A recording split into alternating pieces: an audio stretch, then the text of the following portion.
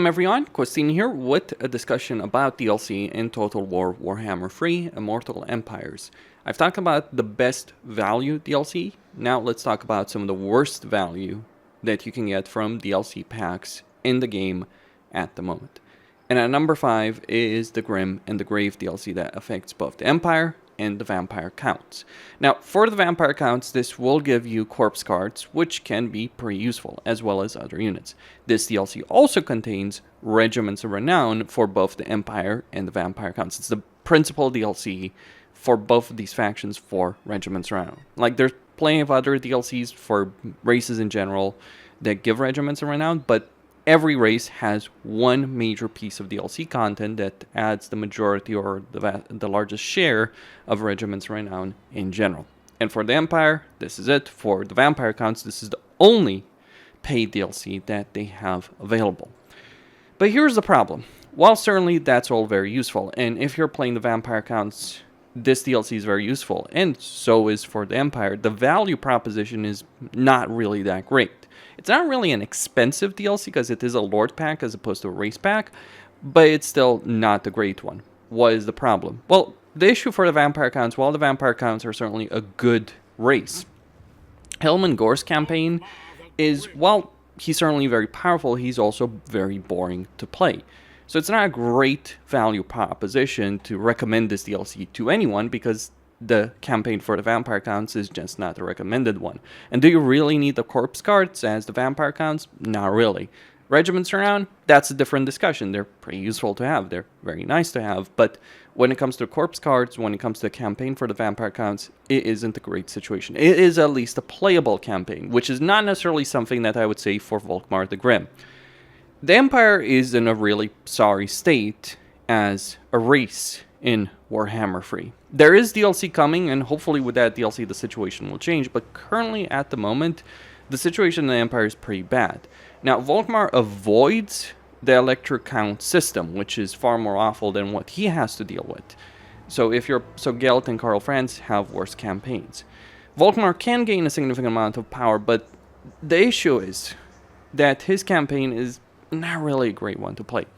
First off, let's begin with the initial issues. He begins in the land of the dervishes over here, and he is going to find himself in a war against Manfred very quickly. Now, if you defeat Manfred, if you take Kemri, all that, you can end up in a fairly strong position, but it is a pretty brutal and miserable fight early on. That's because you start with a province with only 2 regions in it, and both of them are port regions, so you can't really gain the economy you need from these provinces. Yes, you could sell the training field, but unless you have another DLC that's also going to be on this list, you're going to find yourself not really being able to recruit any kind of good units.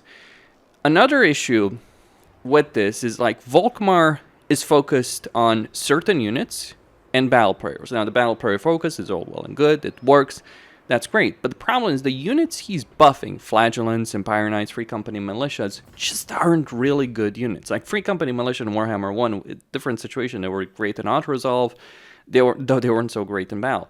But when we're looking at Volkmar's special skill line, he gets Frenzy, he gets a bunch of benefits for Free Company Militia, gets a bunch of benefits for Flagellants, Empire Knights, but those are not units you want to recruit in a campaign as the Empire. It is far more effective as the Empire, especially in the long term, but even in the short term, far more effective to focus on archers, crossbowmen, swordsmen before you can recruit spearmen, and then get the barracks tier 2, get spearmen with shields. But what you really want to do is get the barracks tier 3, get the great swords and huntsmen. So the units he's focused on are not units that you actually want to recruit. Flagellants in particular are awful because they're not so great in melee. Like Slayers at least are pretty solid in melee. They're not so great in melee. They are unbreakable. They're similar to Slayers, but Slayers are just flat out a better unit. The problem, another issue is, with these guys, because of their low armor, they'll do very poorly on auto-resolve, so it makes a campaign harder than it should be. So that is a significant issue that Volkmar is going to face in his campaign. But a far bigger problem, beyond the campaign difficulty of the starting position in the Thunderdome 2.0 and Kemri, beyond that, one of the ways Volkmar becomes really powerful, and the thing you actually need to do if you're playing this campaign, you need to get the Books of Nagash. But the Books of Nagash system is fucking terrible. To begin with, the books themselves are randomized. Like, positions where there are on the map, they're always the same when you start a campaign, but the benefits are randomized whenever you start a campaign. So it's not a great situation to have to start a campaign again and again just to get the benefits you want. But the bigger issue is that you're either going to have to fight rogue armies halfway across the map and having to spend so much of a campaign to get these benefits to actually reach a level of power that other factions and other legendary lords start with. Not within the Empire. The Empire is terrible. But I'm thinking things like the Greenskins or even, hell, the Tomb Kings. You want to compare Volkmar to Archon the Black? Go right ahead. But Greenskins, Casdorfs, you name it, there are much better races available that have intrinsically significant benefit. And look at the situation. Look at the things that Volkmar has to do. He has to take Lamia. He has to take Carrick 8 Peaks. He has to go to take the. He has to take the White Tower of Hoeth. He basically has to go to war across the world to pick up a settlement to get the book. Now the books give you a significant benefit because because with the books of Nagash you get the electric count benefit. So you're getting the items, you're getting the state troopers, and you can get to a ridiculously high level of upkeep benefit for those state troopers and ward safe. That is very powerful. It's very substantial. But the problem is that the system just plainly sucks. Having a campaign where you start in this kind of territory, with this kind of territory you want to secure, you would want to improve border security, but at the same time you have this dynamic in the campaign where you want to go from here all the way to Ulfwan here for one of the books of Nagash. That's just one example. Another one over here, another one here. There's a lot in this campaign. It might be good in a very long campaign, but the main challenge of any campaign comes in the short term. So it's not a great campaign. The units he focuses on are not great units. The DLC units of this particular DLC, like the Flagellants are, as an example, they are not great units. The Knights of the Blazing Sun could be considered good units, but they're also very expensive, unless you control Talabayam. Now, controlling Talabayam as Volkmar is a pretty tall order. The real benefit in this campaign is, of course, getting, or in this DLC, is getting the Archlector as a lore choice, sure, and what the vampire counts do get is useful. But of all the DLCs in this game, you're getting 2 bad campaigns, or 1 really boring campaign, 1 really bad and broken campaign, because the books in Nagash in general are broken. And you're getting 2 legendary lords that just aren't really worth playing as, from my perspective, at the moment in the game. Now, if the Empire is improved, sure, but Gorst is still not going to be fun, because the focus of his particular playstyle is just not really a fun playstyle. It's a good one, it's powerful, etc., but fun factor, not really that great when it comes to it. This is not a great campaign. Neither of these campaigns are really great to play, and just the value proposition is not there. Like, if I'm playing an Empire campaign, I would rather play, like, honestly, I would rather endure Gelt or Karl Franz and play Volkmar. It can work, you can gain a lot of power, but it's genuine misery to go through Volkmar's campaign, and it's really boring to go for Gorstis. At number 4, we have the Warriors of Chaos race pack that came out for Warhammer 1. The Day 1 DLC for Warhammer 1. It was never really a great piece of DLC, and like with other Day 1 race packs that Creative Assembly has released over the last couple of years, the value proposition of those race packs has never really been that great, because they're not really well developed in general. I'd say the only race pack, the quote-unquote Day 1 DLC race pack, that was actually good was the Amazons for Troy, but that wasn't a Day 1 DLC, like, because it didn't come out Day 1. It came out later, but if you got the game on the first day, or got the game on the first day on Epic Games within that 24-hour period, you would get access to the Amazons. And the thing about that with the Amazons is, like, the Amazons were released later and they were a full-on race, and they're pretty solid, or at least one of the legendary lords for that is good. But outside of that, all the Day 1 race packs, or even like looking at Free Kingdoms with the yellow turbans, they're just not really that good.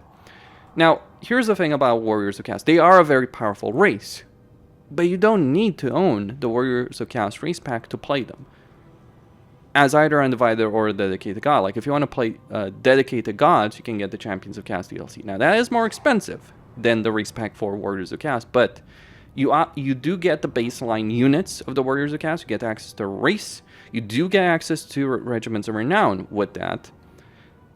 And you have access to like heroes, units, lords. There's nothing that you lose there. But of course, the champions of chaos themselves are dedicated to particular gods. So you don't have the same kind of versatility, at least in terms of like the gifts of chaos or research that you do with Undivided. But here's the thing. Creative Assembly with Immortal Empires, they released Be'lakor as a legendary lord. You don't even need to own Champions of Chaos to play Warriors of Chaos for free. At least based on what I know. I could be wrong, feel free to correct me. But you can play Be'lakor with the entire unit roster that the Warriors of Chaos race pack has. You can play that for free if you own Warhammer free. So you have the units, the heroes, and if you want the benefits of the Champions of Chaos DLC, that's a much better value proposition. All you're really going to get is not even Regiments of Renown with this DLC. All you're going to get are free campaigns. Archaon, Kolic, and Sigvald. You're not going to have Valkia, you're not going to have the Champions of Chaos. Be'lakor is always going to be available. If you don't have this DLC, you can still vassalize Archaon, Kolic, and Sigvald if you're playing any of the other legendary lords, but you can't confederate them. Though the only two that can confederate other legendary lords are Archaon and Be'lakor himself. But if you don't own this race pack, you won't be able to confederate Archaon, Kolic, or Sigvald. That's the limitation of DLC. Like if you don't own a particular DLC, you just lack the ability of confederation. If Creative Assembly were to remove that limitation, the value of this race pack would go even lower. So you're getting free campaigns. Are these campaigns worth playing? Well, Kolic can be a bit of fun because you can vassalize Grimgor early on, but then you just steamroll the campaign. Archaon is not a great campaign. He's really powerful. In fact, I dare say, like on a power level alone, he's a supreme being in this game. But his campaign is dull as dirt because he has a wide swath of territory with minor factions that stand between him and glory. No one's going to be able to stop him, so you just annihilate everyone. And Sigvald, he's also really powerful. And compared to, say, Valkia, who can at least have some decent fights with Malekith and Hellbrand early on, Sigvald has a much easier campaign. Like the campaign, like Warriors of Chaos have the problem where their campaigns in general are not that great. So if this race pack, the only thing you're getting are free campaigns, not the units, not access to the raids, not Regiments of Renown, that's just not really worth picking up this DLC. You can get it for fairly cheap. That's one of the reasons why this DLC is not higher up on this list, because you can certainly get it fairly cheap. Like there's significant discounts because it's been out since Warhammer 1. So Warhammer 1 DLC can be bought for far cheaper than Warhammer free DLC, for instance.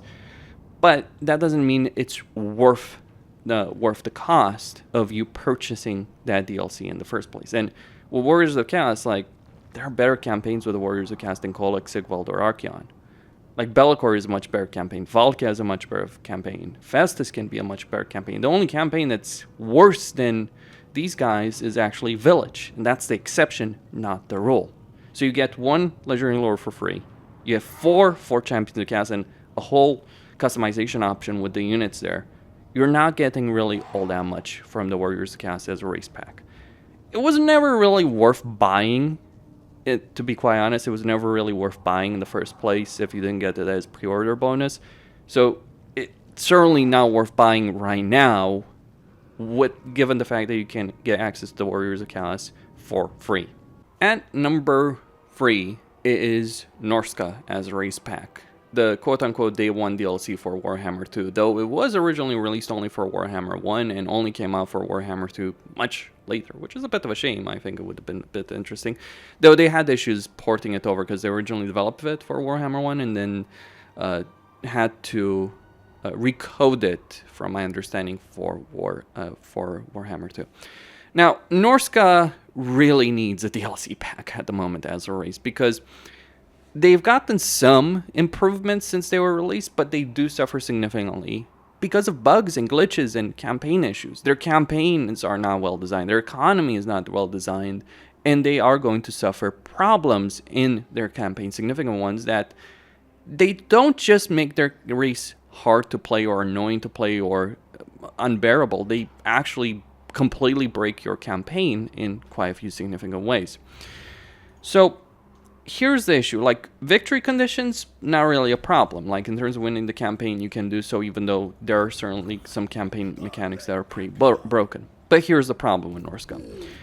Their unit roster is pretty solid in actual battles, but a lot of their units are low armor, so every time you auto-resolve, you're going to take significant casualties. Another issue is that in order to replenish troops, you need to get the tier 4 building.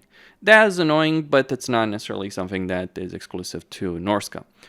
Now, here's the far, far bigger problem with this, the economy. The economy of Norsca is pretty freaking terrible, in that their regular settlements can only generate an income of 150. Now, this is demon race level of income, and the demon races are pretty awful. In fact, with the DLC that Creative Assembly should be releasing by the end of the summer, I'm really curious to see how they'll reduce Siege to actually not be complete misery to play. But okay, their land economy is awful.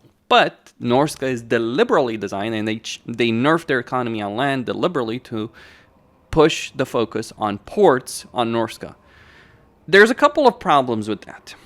One, ports can be really expensive, but certainly for Norsca, they can generate a decent amount of income. So, like, for instance, a longship builder can generate a good amount of income, and obviously you get growth, casualty replenishment. Okay, that's good. Problem with ports is that while they can generate a decent amount of income beyond the expense, and you can obviously buff this income up as you dedicate favor to the gods. I'll get into why the dedication system is pretty awful itself. But while you can certainly gain a ridiculous level of income from ports as Norsca, the issue with an economy that's reliant on controlling port settlements, especially in a territory like Norsca itself is very exposed from a lot of areas, and you can easily take control over all of Norsca pretty quickly in a campaign, but you may not hold it.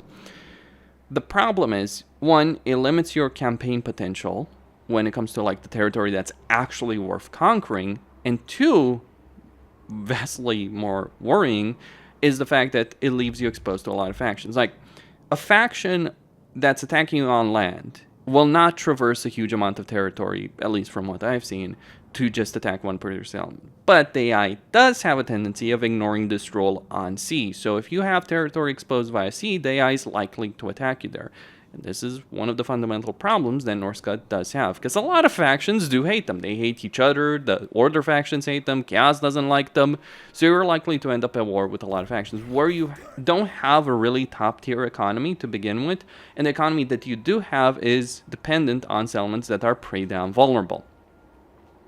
That's another major concern. Their units are also not necessarily the cheapest, so that weaker economy is not just some minor issue. In fact, it can be a fairly substantial problem in terms of their campaign potential. Like, if I take Trog over here, a baseline Marauder is 100 upkeep to maintain, and it's a crappy unit by every measure that you can have in the game. Sure, you can get much better units, but when you're considering things like Marauder Berserkers, which are great in battle, like, you're looking at 200 upkeep. So that economic problem, that economic tension that they do have, ends up being a far bigger concern than you might realize. But on top of the issues of territory, on top of issues of economy, you have a far bigger problem as Norsca. See, one of the things you want to do as Norsca is you want to get favor of the gods, like Tzeentch, Slaanesh, Khorne, etc., right? That is something that is important if you're playing Norsca, because it gives you all of these benefits. In particular, I would argue that focusing on the Serpent, which is, if I'm not mistaken, Tzeentch, could be wrong on that, but anyway, or Slaanesh, actually, sorry, on that. I'm not quite sure. Like, this is Nurgle, of course. Okay. So it's Slaanesh. So focusing on Slaanesh will give you a significant upkeep benefit on the Lord recruitment rank.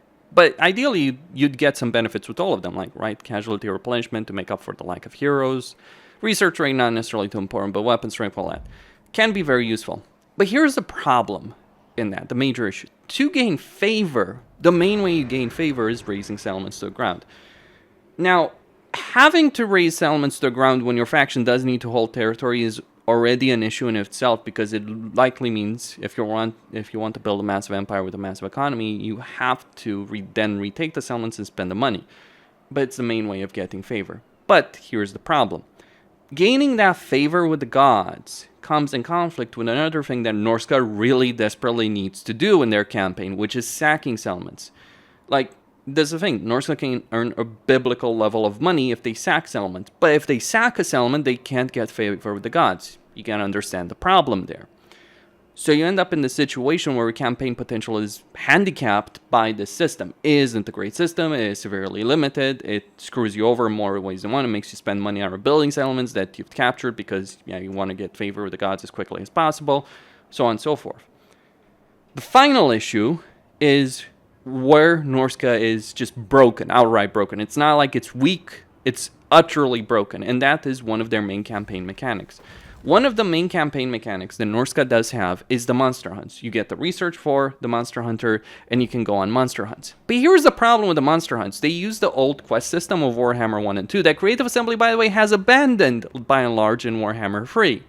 So you have this crappy old quest system that CA has abandoned for quest battles because you don't have to do it. Like, raid one territory, or spy an action, or do an action against a particular faction. It was a real problem in Warhammer 1 when you're trying to get the quest items, especially for multiple legendary lore. Like, you raid a greenskin faction and get this. But this is not the case in Norsca. Now, beyond the annoyance of having to do that and wasting time, resources, and energy on that, it's also broken. Like, let's say, for instance, you get the quest. This is what happened to me. You may get the quest to say raid Middenheim, right?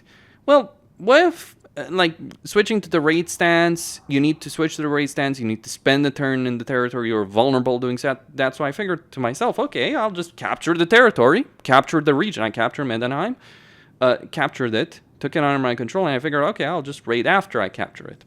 So I'm not sitting here vulnerable with an entire enemy faction capital and their armies potentially ready to attack. Also, I did it because Festus might have burnt it to the ground, so I obviously wanted to take Middenheim for myself before that happened. The quest broke. And this isn't just a one-time thing. It happens again and again and again. Like, if you're allied with a faction and they take the territory you want to raid or capture and all that, the quest will break. You will not get the rewards. This was a major issue that affected Tyrion over here, because he has a quest for one of his crucial items that he needs to capture the Phoenix Gate. But by the time he got to the Phoenix Gate, hell, by the time he even got the quest, Alariel likely has captured the Phoenix Gate, because she starts much closer to it, so the quest will break. Now, the developers fixed that for Tyrion. You won't get the rewards for it, but you'll at least get the item. Of course, losing the rewards is not great, but still, you at least get the item. For Norsca has a bug, a glitch, an issue. Like, it's terrible for the Tomb Kings Volkmar to have to get the books of Nagash, because they can't just do it for right diplomacy, and you just may end up at war with factions that you don't want to end up at war for one thing. This is a similar problem that Norsca has, with the added benefit, if you will, that the quest itself may break. And the benefits you get from these monster hunts are actually significant enough that it genuinely hurts you in your campaign when you're talking about building empire. Like, if you're going to pick up Norsca to play it, understand that playing a long campaign as Norsca and completing it is a very painful experience. It's doable, but very painful. Like, if you want to have some short-term fun with them, sure. But when it comes to a proper campaign to conquer the world, it is not worth playing right now until they fix the issues, until they fix the economy, until they rebalance the decision-making when it comes to gaining favor of the gods as opposed to sacking settlements, etc., etc. And fixing the monster hunts. Thank you, Creative Assembly. Like, if there is a faction that has needed a DLC for a while, like, Norsca can be really fun to play and powerful to play in the short term, but then when you hit those long-term issues, when you realize those long-term issues, the value proposition of this race pack just goes down the drain. Like, I initially had a really positive impression of Norsca early on in Warhammer 3, but as I played their campaigns more, I realized just all these problems, and the value proposition just went down the drain. It's not worth it as a race pack at the moment. And like with other, they won the race packs, quote unquote, the value proposition is just not great. At number 2, we have the Ogre Kingdoms that came out as the pre-order bonus race pack for Warhammer 3. Now, out of the races of Warhammer 3, all of them except Grand Cafe are pretty badly designed. They all have major issues. And the ogres are not necessarily the worst race out of the bunch, though they're certainly not the best either. The thing about it, though, is the ogres are a paid race at the moment. And if you're going to buy the ogres, honestly, it's just not worth it. For this race pack, you get only 2 Legendary Lords, which in itself, the number of Legendary Lords does not indicate quality, to be quite blunt about it. Just because a race pack may have more Legendary Lords is not necessarily great. But the 2 that we get, both Scrag, the Slaughtered, and Greases, are pretty bad Legendary Lords. Like, Scrag is okay, but between his campaign situation and the issues of the Ogre race, it ends up being pretty bad. And then you have Greases. Now, Greases, in theory, should be a lot better. He has more economic potential, he has more camps, and so on.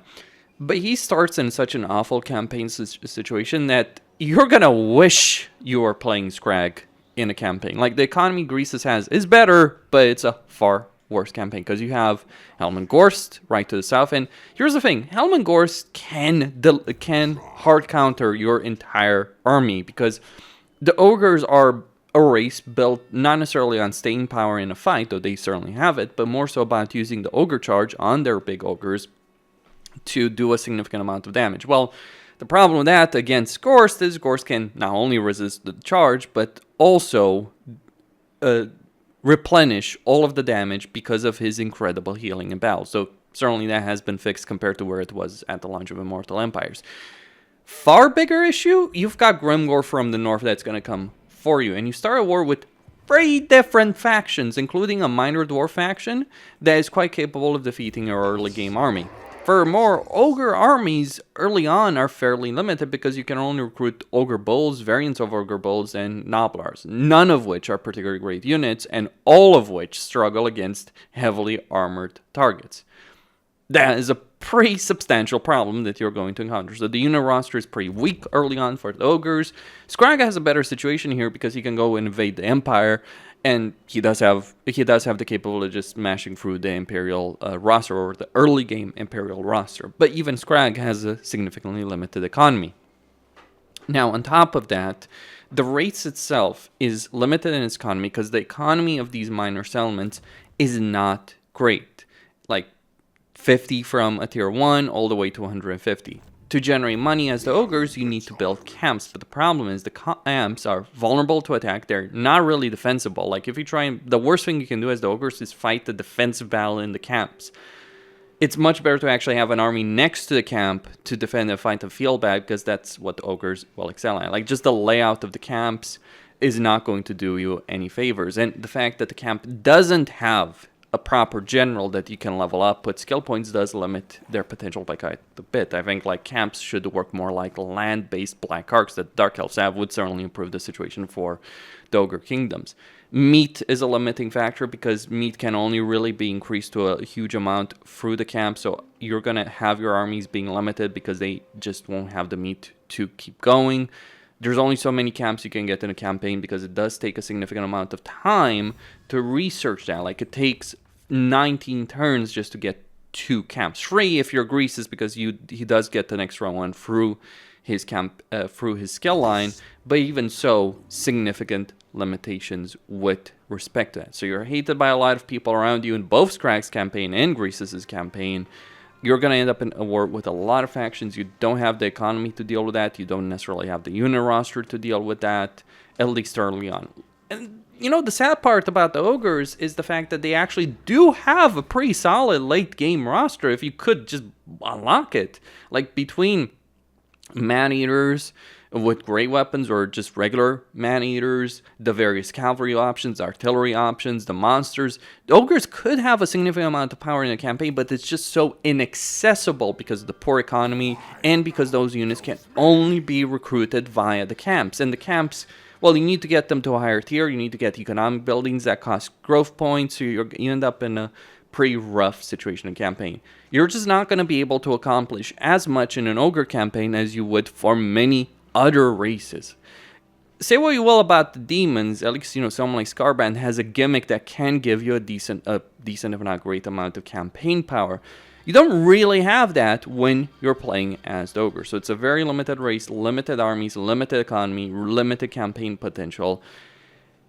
And On one hand, you do need to capture a good amount of territory to make this campaign work in the first place, or at least to eliminate the enemies that are swarming around you and from every direction, which is the case situation for both Croesus and Scrag. But even if they had better starting positions, it would still be pretty rough going. You need to expand a significant amount of territory to get to a strength level that other races just have from their beginning of their campaigns. Like, consider Grand Cafe, which is directly to the east of Croesus. Grand Cafe from tier 2, from any minor settlement, gets pretty solid crossbowmen. At tier 3, and at tier 1, they get very solid, heavily armored infantry that are significantly better than anything else you can recruit early on in a campaign. Though they don't have anti-large, but at tier 3, they do get that anti-large component. Like, Cafe runs in circles around you. The vampire counts run in circle around you. The greenskins, the chaos dwarves, the high elves, they're all going to run in circles around you. It's a difficult campaign for a race that's just not equipped to deal with the threats they do have in their campaigns, like for both Scrag and Croesus. And that means these campaigns are pretty miserable. And beyond the initial challenge, because there's a significant problem with the initial challenge that the ogres have, but even when you overcome that, or if you overcome those issues, and you can, like if you're a good enough player, if you know how to play things, you can. But the problem is, even if you do so, even if you overcome that substantial challenge, you're just going to figure out that your economy is not great, you can't support enough armies, you can't support enough meat, you can't support enough camps, the camps are vulnerable. You end up in a pretty bad situation. The ogres are one of the worst races to play a campaign as right now, and Creative Assembly put it as a pre-order bonus. And the thing about the ogres is that when it comes to to DLC packs that generally fix races, because what Creative Assembly usually does is they'll release some DLC that has a free component that you get whether or not you purchase that new DLC, but it has a free component that fixes issues with race. That's what they did with Greenskins, for instance, just as an example. They do occasionally make significant improvements to a race, like they recently did with the Dark Elves. But the ogres need a better early game roster, they need a better economy, they need a better camp system. They basically need a rework like many of the other races that initially came with Warhammer 3, or all of the races that originally came with Warhammer 3. They are going in that direction, but historically speaking, when it comes to these like day one DLC packs, Creative Assembly has been far more reluctant to improve races that have a race pack. Like, they've been more reluctant to release a DLC for a race that you can only access through a race pack. And this is one of the problems of the ogres. It's not that they're just broken. It's not that the value proposition of their campaigns is just not worth it. It's also the fact that it's highly unlikely that we're going to get a fix for them anytime soon. In point of fact, we are not going to get any improvements or any major improvements that ogres desperately need in this year, and maybe not even next year. So right now, the ogres are flat out not worth purchasing. That would be my perspective. Like, not worth playing, not worth purchasing. The only people that should have this race pack are people who obviously pre-ordered Warhammer 3, even if it was just only 1 or 2 days in advance, because that's how you would get them. Outside of that, yeah, just don't buy the Ogre Kingdoms. It's genuinely not worth it. And it's kind of a shame, really, because the ogres should be substantially better than they are, but like right now, for anyone that deals with them on a campaign, because they add a bunch of ogres in various parts of the campaign, they're just like free experience and money. That's how sad and pathetic the ogres are, and they accomplish very little on the Immortal Empire's map. Like, Scrag can survive for a decent amount, so can Croesus, but they won't build massive empires. You can tell how good the race is just by how well any of their legendary lords can do on the campaign map, and the ogres are pretty poor in this respect. Finally, and number 1 is the Curse of the Vampire Coast DLC race pack that came out with Warhammer 2. Not only as a race pack is it more expensive than many other DLC race packs, than many other DLCs in the game, but also it's pretty terrible to play the Vampire Coast at the moment. Why is that? I mean, sure, zombies with guns sounds fun until you realize all the problems that come from zombies with guns. Now, to be honest with this, it's not necessarily Creative Assembly's fault as much as you might think, because Creative Assembly did try and fix one of the bigger problems the Vampire Coast does have, and then the multiplayer community complained about it, and so they nerfed it in the ground. At least that is my understanding of the situation. But let's talk about the issues of the Vampire Coast. Oh, you have 4 legendary lords. Great, you can't confederate as any of them. So it's like, okay, you're basically playing a very isolated... You've got a very isolated playstyle if you're going for the Vampire Coast. A lot of factions don't necessarily like you. The aversion is high with a lot of them. You won't really have a lot of friends if you're going to Vampire Coast. Like, as Aranessa, for instance, you can make an alliance with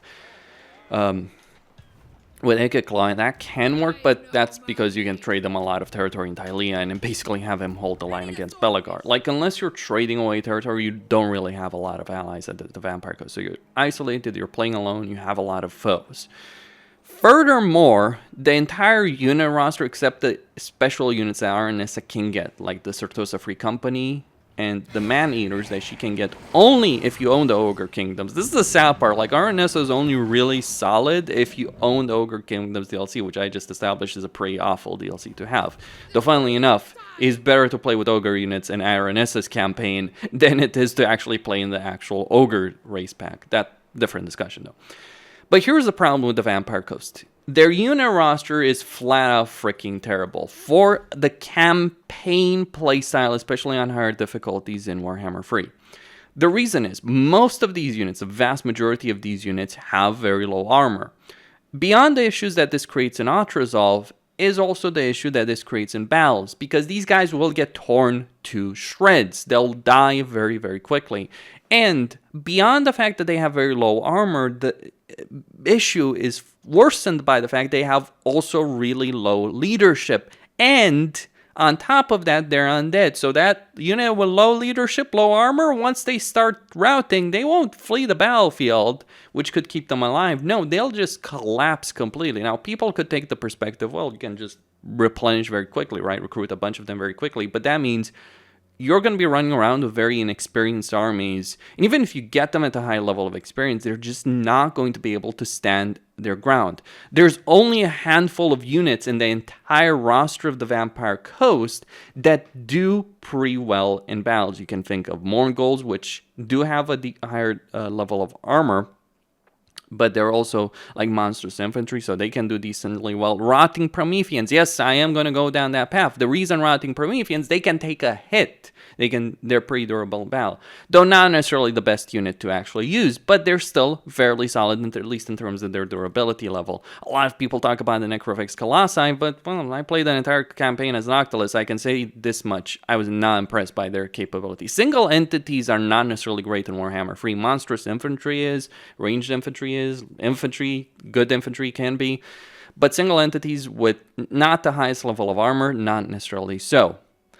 There are some decent units, but they're very few and far between. And the ones that you do have, be it the Rotting Prometheans, Necrofex to a certain extent, and Depth Guard, they're also really expensive. Now, in Aranessa's campaign, yeah, the Man-Eaters are also really expensive as well. Let's not ignore it. Like, that's the problem. The only decent units that are worth using are going to cost you a lot. And that means you're going to have limited armies to use in your campaign, because you don't have a good economy. That's the second issue of the Vampire Coast. Your economy is awful. Not quite as awful as the Ogre Kingdoms or Norsca on land, but it's still pretty awful. You can have a pretty good economy from ports, but even then, it's not a great situation. Because as I said with Norsca, if you have sea territory, the AI is far more likely to just attack you from across the entire map than they are on land. The AI won't cross, let's say, the entirety of the Empire or the Old World to attack you, but they will potentially cross the entire ocean to attack you via your ports, unless it's a heavily fortified port, like Sartosa or the Galleon Graveyard. Those are the exceptions. Like a territory like this, like Lucini, is vulnerable and can be attacked. So your economy is dependent on settlements that are vulnerable to attack, even if you do take them and you have a really weak army. Now, the quote-unquote benefit of the Vampire Coast is that they have good artillery, arguably the best in the game, or some of the best in the game, and also they have good heroes and lords, regular lords and heroes, and they can have horde armies on top of having actual settlements. The problem with that is hero capacity. You can't really increase your hero capacity in as the Vampire Coast. Like, you can with Vampire Fleet Captains by capturing ports and increasing it, But generally speaking, as the Vampire Coast, in order to increase your hero capacity, here's what you need to do. And this is going to cause more issues than it's worth in a lot of campaign. What you need to do is take port settlements, but not take them. Not occupy them. Instead, you go to a port settlement, you conquer it, and then you establish a pirate cove.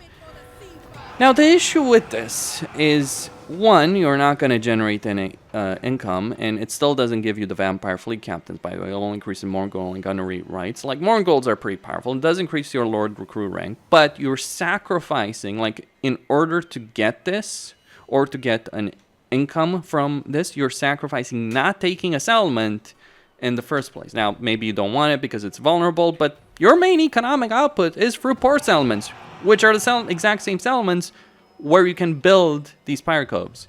You understand the broken dynamic of that exists in this campaign. The best thing you can do possibly in a Vampire Coast campaign is you're going to have to fight a lot of manual battles. Your army is mostly going to be useless in those battles. It's all going to rely on the artillery units and the heroes that you do have. Your hero capacity is going to be limited in general.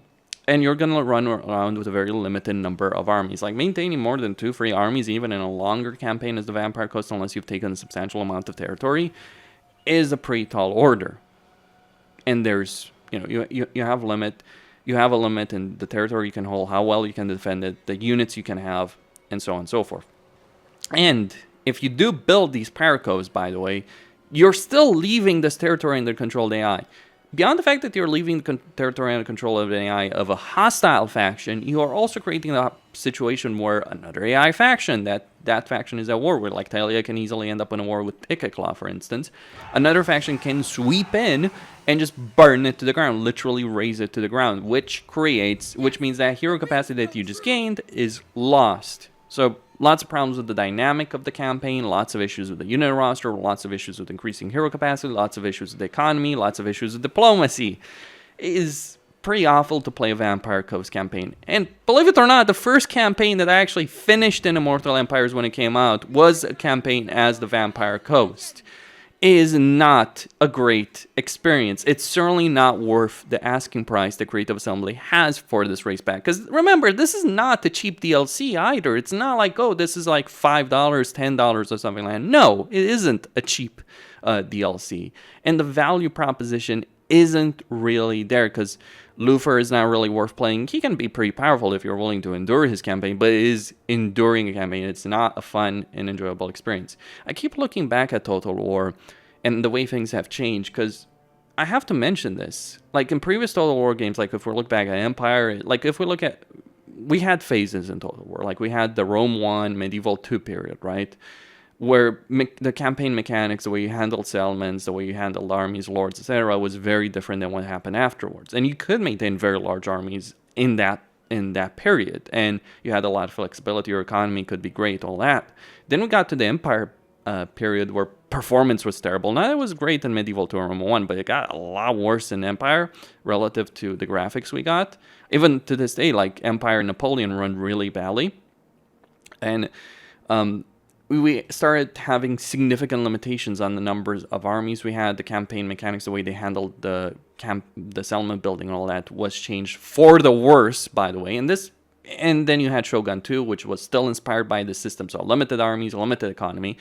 And then we moved into the Warhammer period where it started limited, but from that limitation of armies and races, etc., from having campaigns where we would only have a couple of armies or very limited amount of territory, we got to the global spanning empires that can build today. But the problem is in Warhammer 3, I mention this because even though that has changed for a lot of races, you can maintain vast armies as Chaos Dwarves, Greenskins, the Dark Elves, High Elves, etc.